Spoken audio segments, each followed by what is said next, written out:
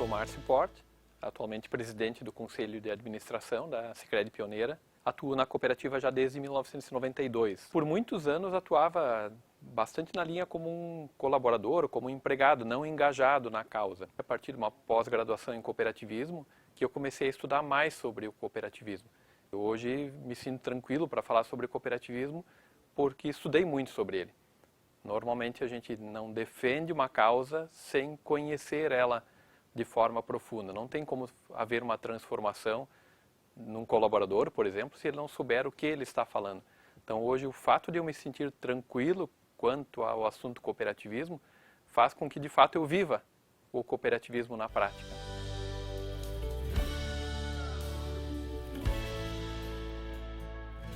Então era a Caixa Rural de Nova Petrópolis, tipo Raiffeisen, né, que identifica o fundador desse modelo lá da Alemanha, né, fundada em 1902. Nova Petrópolis, aquele logo que tem do lado ali, a capital nacional do cooperativismo, foi reconhecida em 2010 pela importância histórica que a cidade tem.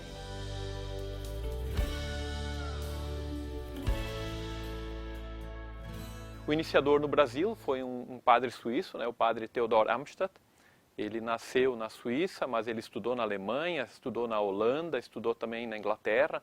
Então ele teve a oportunidade de conhecer o cooperativismo lá da Europa, em 1860, mais ou menos 1870. Ele estudou numa cidadezinha muito próxima de Rochdale, na Inglaterra. Tudo indica que ele conseguiu respirar o ar do cooperativismo. Talvez ele nunca tenha entrado numa cooperativa, isso a gente não sabe, mas ele esteve próximo de cidades, e muito próximo de cidades que tinham o cooperativismo. E o cooperativismo na Europa ele cresceu muito rapidamente. O modelo Raiffeisen ele vendia a ideia de que cada cidade tivesse a sua cooperativa. E isso deu uma rapidez muito grande para o cooperativismo. Ele, logo que foi ordenado padre na Inglaterra, ele foi mandado para o Brasil. Então ele não teve nenhuma experiência como pároco na Europa. Foi logo aqui. E quando ele chegou aqui, ele percebeu uma realidade muito diferente da Europa, que os alemães estavam abandonados, né? Como ele dizia, abandonados à própria sorte. Que eles vieram para cá achando que as terras eram gratuitas, e não eram, eles tinham que comprar. Eles vieram para cá achando que tinha infraestrutura nas terras, não tinha nada, eles tiveram que fazer tudo. Achando que tinha escolas, não tinha, eles tiveram que se organizar, né? As pessoas que sabiam mais em cada localidade viraram os professores, não eram professores, mas pelo conhecimento que tinham, passavam adiante. Então ele viu que tinham carências em todos os sentidos. E ele percebeu que ele, como um líder religioso, que era praticamente a única liderança que tinha na época, os demais eram todos imigrantes, né? Não tinham outras pessoas com status de liderança na época, então ele percebeu que, como um líder religioso, ele tinha facilidade de reunir pessoas. Tanto que tem um relato da história que diz que em 1900 ele reuniu 5.000 pessoas. Sendo ou não sendo, né? Não tinha internet, não tinha WhatsApp, né? A gente não sabe como é que ele convidou todo esse público, né? Não tinha Facebook, mas é o que conta a história, que haviam 5.000 pessoas, e de fato tem uma foto daquele evento que é um público bastante grande mesmo. E ele passou a falar de associativismo, de cooperativismo, de como as pessoas deveriam se unir para fazer as coisas em conjunto, que sozinhas não iriam muito adiante, né? Então ele foi um líder agregador, não só para a religião, mas falando de muitas outras coisas. Ele não dá nenhuma importância a mais para as cooperativas do que para as escolas, para asilos, para hospitais. Ele colocava tudo no mesmo pacote, né? Porque o que ele imaginava? Ter uma comunidade perfeita. E as cooperativas eram parte dessa comunidade perfeita, não era o elo principal, né?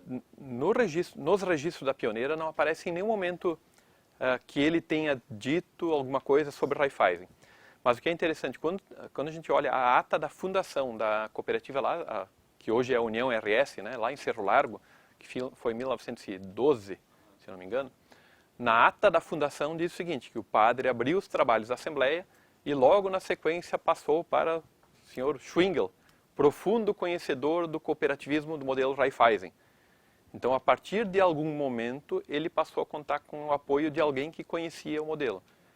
Talvez no início não.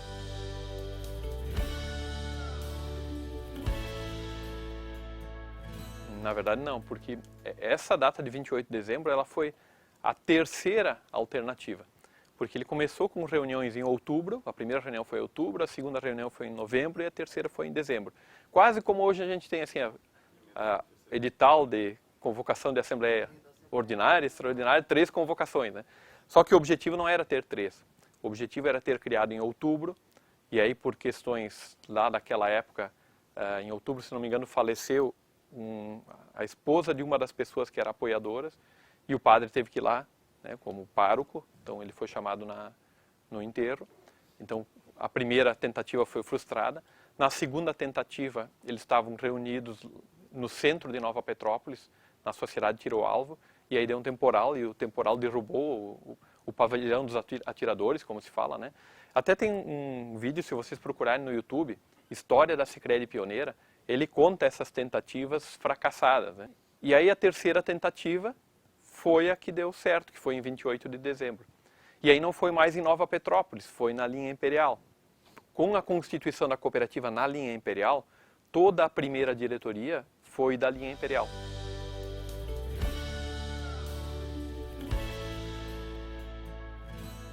A família Neumann, ela teve um papel muito importante. Lendo o registro do Banco Central, o Banco Central deixa claro que lá na década de 60, quando entrou a era dos não pode, né? Não sei se quem já estudou sobre isso, sobre a época da ditadura, o Banco Central deixa claro que em algumas cooperativas o fato do ambiente ser totalmente familiar foi prejudicial, porque facilitava que as coisas negativas acontecessem. E muitas cooperativas quebraram por estarem vinculadas, extremamente vinculadas ao vínculo familiar. Já no caso da Pioneira, a gente conseguiu perceber que a família Neumann levava a cooperativa como um ente da família. Mesmo com todas as dificuldades que se passaram ao longo dos anos, a cooperativa superou todas. Muitas pessoas levaram a cooperativa junto consigo nos momentos de maiores dificuldades e fizeram com que a cooperativa estivesse hoje ainda atuando, né? Hoje já é quase impossível, com 500 colaboradores não tem mais como dizer que é uma grande família. Mas por muito tempo, eu ingressei na cooperativa em 92. Então, boa parte da minha vida, eu entrei com 19 anos, hoje estou com 42. Eu não lembro praticamente de como é que era a minha vida antes de entrar no Sicredi. Praticamente tudo é Sicredi hoje, né? Minha família foi constituída dentro do Sicredi. Minha esposa é uma colaboradora da cooperativa que eu conheci lá em 94. Então, até meus filhos são fruto de um ato cooperativo, né? Dá para dizer assim.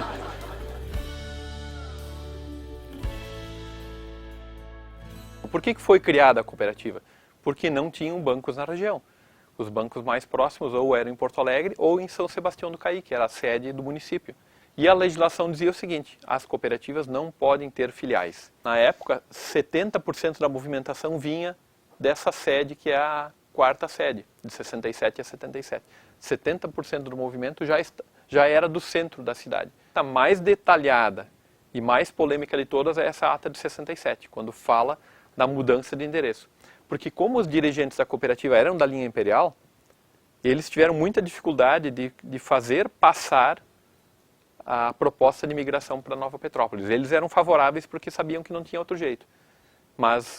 E os familiares deles, os amigos deles, queriam manter lá na linha Imperial mesmo, né?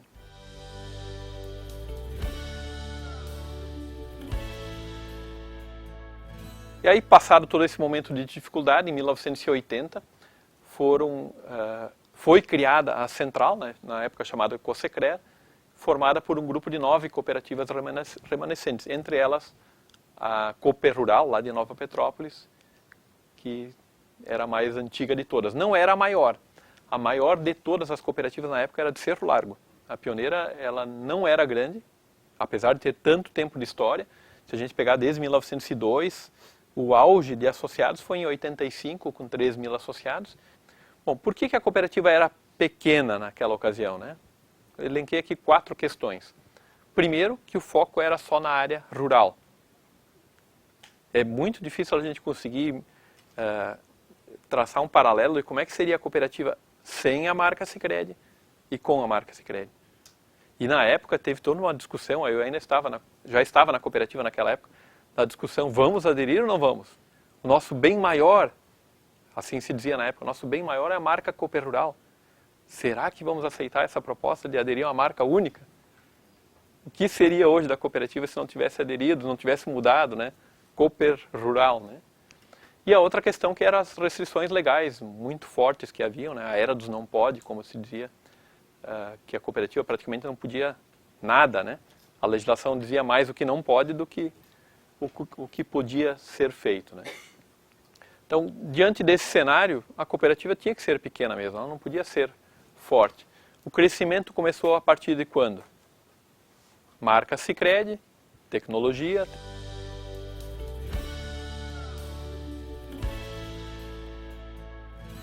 E quando eu fazia a compensação, a partir do plano Collor, todo final de tarde, ninguém me explicou, porque estagiário tem que trabalhar, não precisa saber, né? Não precisa explicar para estagiário, ele tem que fazer bem. Então, a partir do plano Collor, todo final de tarde vinha alguém, que eu não conhecia, no caixa da Caixa Federal, e ele vinha comprar de volta os cheques da Cooper Rural. Então, eu tinha que somar os cheques, separar eles, passar para o caixa e vinha uma pessoa com dinheiro e comprava os cheques. Ele fazia a compensação de bicicleta.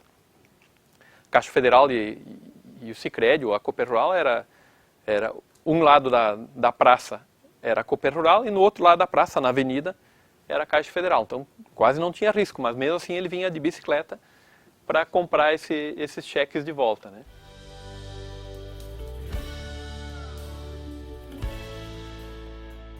O que permitiu a cooperativa crescer tanto, né, chegar nesse estágio? A compensação própria, então não depender mais de chegar às 3 horas no Banco do Brasil, ter produtos e serviços competitivos, na época, como eu disse, era só aplicação e empréstimo. O avanço tecnológico, a marca forte, né, com credibilidade, uma marca que hoje a gente não precisa dizer, pelo menos no Rio Grande do Sul, né, não precisamos explicar nada. A marca Sicredi fala por si. O ingresso no mercado urbano, que aconteceu a partir daí de 98, 99, não adiantava querer entrar no mercado urbano sem produtos e serviços. O primeiro ponto de atendimento da Pioneira no mercado urbano foi no centro de Caxias do Sul, em março de 98. Embora atendia muito produtor rural naquela unidade, mas era no centro. Em 99 foi inaugurado em Novo Hamburgo e Estância Velha. Padronização e organização, na época não tinha quase nada, né? No antes, vamos dizer assim, cada cooperativa agia da sua forma, e ganhos de escala e produtividade, né? Se pegarmos hoje o exemplo do COI, né? Abertura de conta, comentava com o João antes, análise de crédito sendo feita por aqui de forma isenta, né? Sem a emoção, não, mas eu conheço o João, libera crédito para ele. Hoje a gente já não tem mais isso, né? Mas é a partir da padronização que se avança nesse sentido. Apesar da Sicredi Pioneira ser antiga, o crescimento é muito recente. Reparem ali 2002, logo no início, né? Tanto em recursos como em empréstimos, eram valores insignificantes. Um valor que em 2002 toda a cooperativa administrava, que eram 79 milhões, claro que teríamos que atualizar para valores de hoje, né? Mas hoje só a unidade de atendimento de Nova Petrópolis administra 120 milhões.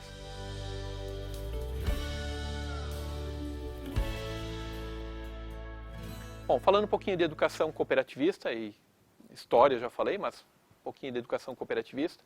Nova Petrópolis, então, é a capital nacional do cooperativismo. Nova Petrópolis é cidade irmã de Sunchales, na Argentina.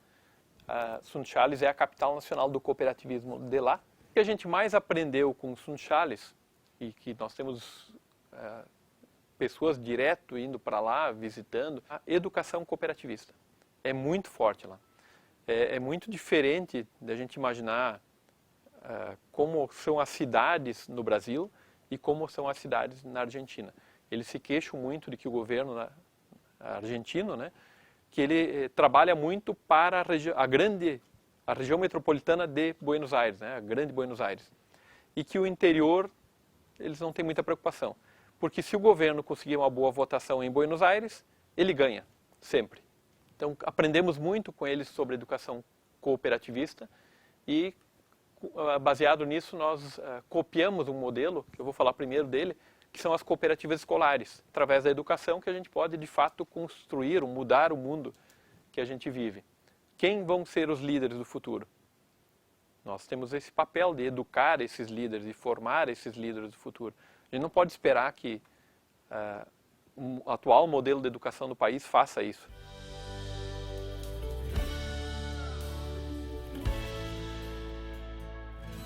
Bom, como associados nós temos um público bastante grande, de jovens, temos aí cerca de 30% de jovens da cooperativa, considero um número bom. Nas assembleias, nós temos conseguido atrair jovens também. A cooperativa tem um call center hoje que convida para as assembleias. Então, esse call center ele convida para todos os associados à cooperativa, claro que desde que a gente consiga contato com eles. Manda SMS também, utilizamos bastante o Facebook. As mulheres são um grande desafio hoje ainda, né? No conselho nós já tivemos mais mulheres. Hoje temos 2 mulheres no conselho titular. De 8, 2 são mulheres. Mas temos 80% do quadro de colaboradores são mulheres. Então é um grande modelo de inclusão, né? Mas nas assembleias temos bastante participação de mulheres. No quadro de associados é praticamente meio a meio.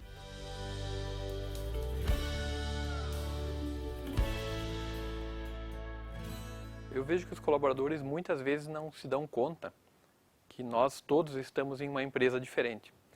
Se nós trabalhássemos numa empresa privada ou pública, os critérios de promoção, as oportunidades de trabalho seriam muito diferentes. Se fosse uma empresa privada, provavelmente seria uma empresa familiar.